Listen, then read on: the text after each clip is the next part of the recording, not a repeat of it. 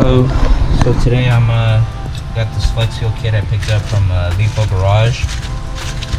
Pretty good price, about $250. Shipped. Got it here in about a day. They're local to us, I guess, here in California. Comes with the OEM GM flex fuel sensor. It's the part number. Has a fuel line. Comes with a quick disconnect tool for the fuel line.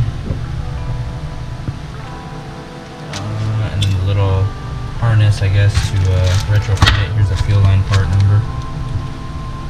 I'm going to be doing a flex fuel sensor addition to my 2018 C7 Corvette. We just recently installed these Texas Speed long tube headers. Gonna have another video for that one.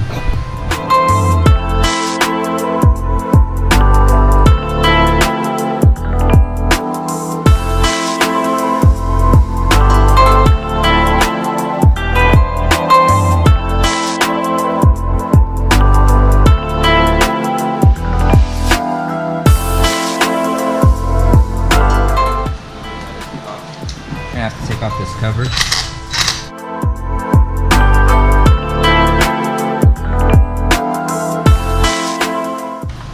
They are Torx on their T31? T30.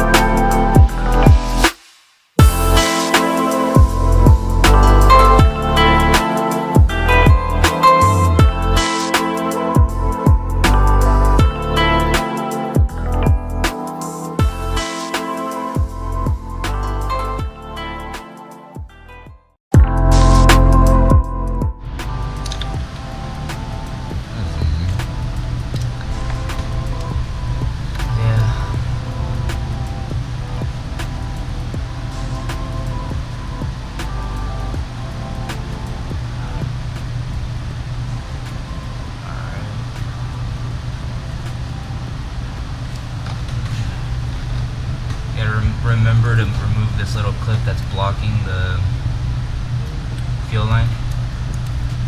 Probably sits in there like that. Pop it out, stick the tool in there, pops right out. Always have a rag in case you leak any fuel like we did.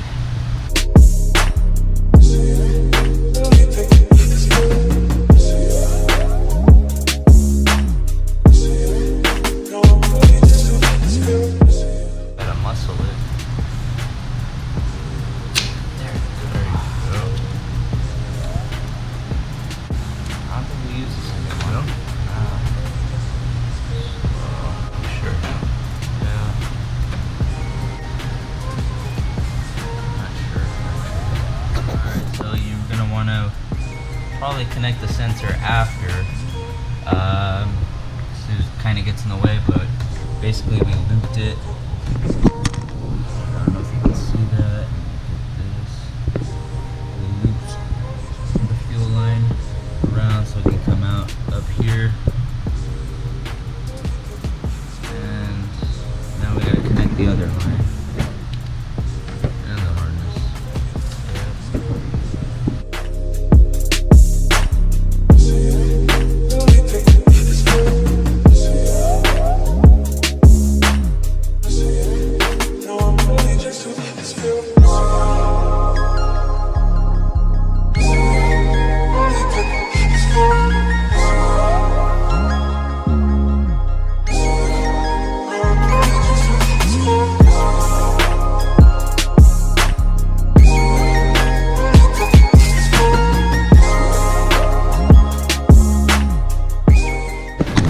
This way.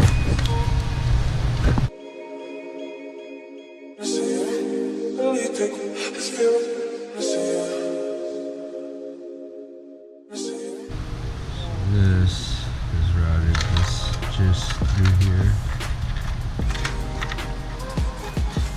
This one here.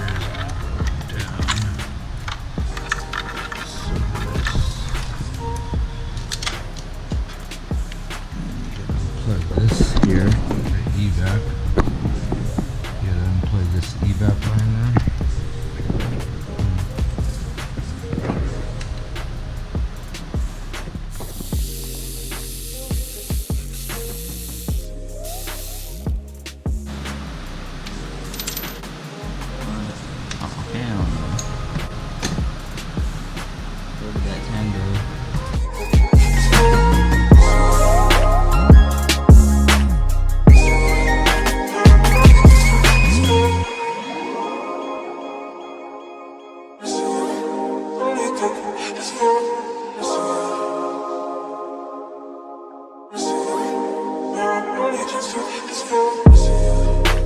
Doing the pigtail, the little connector into the ECU. To access that, you gotta loosen up the fender. There's 1, 2, and then there's a cover right here. Looks like a Torx. And there's this little cover that is in the way. It's not even clipped in or anything. You can just pull it out. After that, you access one last Torx bit. It's under the little windshield garnish. Let me see. Right there. Little hole. And then you can use a little flathead screwdriver to pull this first tab out. It goes in like that. You push it downwards and you can pull it out. And the rest I was able to pull out without using the flathead. Now we undid the fender liner. Zip tied it out of the way. There is one more 10. I'm gonna loosen that up.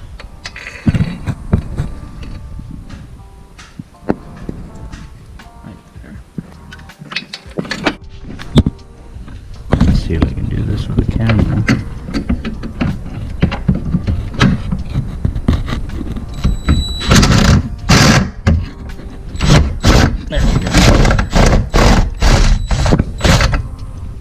Alright, so we undid those like those three 8mm that are holding it, holding the fender, and then there was one random 10. We got that out. And what I see, to get this out, you push the little red tab forward, and then you push this little tab down, and it undoes the clip, so you can pull the plug out. After you get it out, you have to undo all 3 of them. Probably hard to see, I don't have my flashlight, but you gotta undo all 3 of the ECU connectors. You get a little flathead and you just pry up real carefully, and eventually the little cover will come off.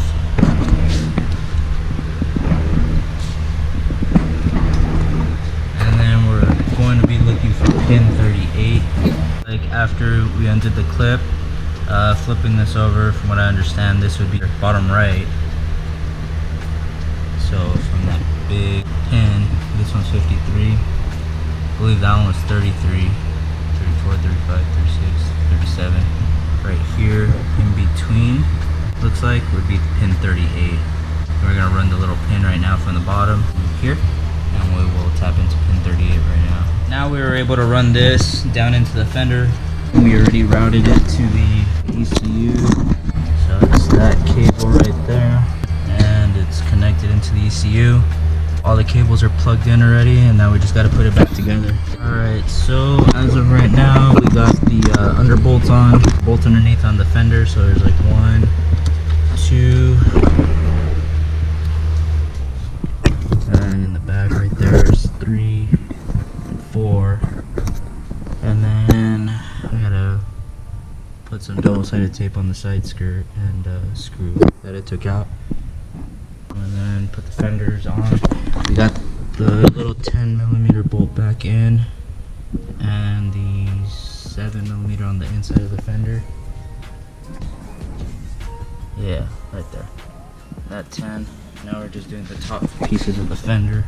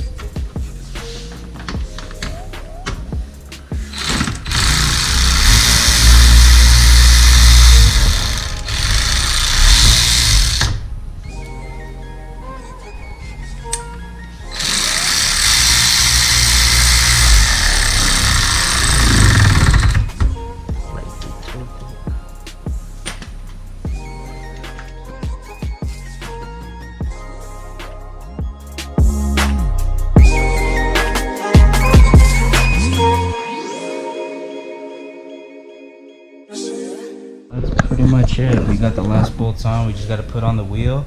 Pretty straightforward. It was a little difficult to put the pin into the ECU, but other than that, I mean, I've driven the car a few times and I've checked the fuel line. It's not leaking, and the car is driving normal still. Hasn't affected drivability. It's in, it's ready. Probably gonna be taking a while before I get it tuned. I still gotta check with the local tuner out here. He's gonna be getting it in.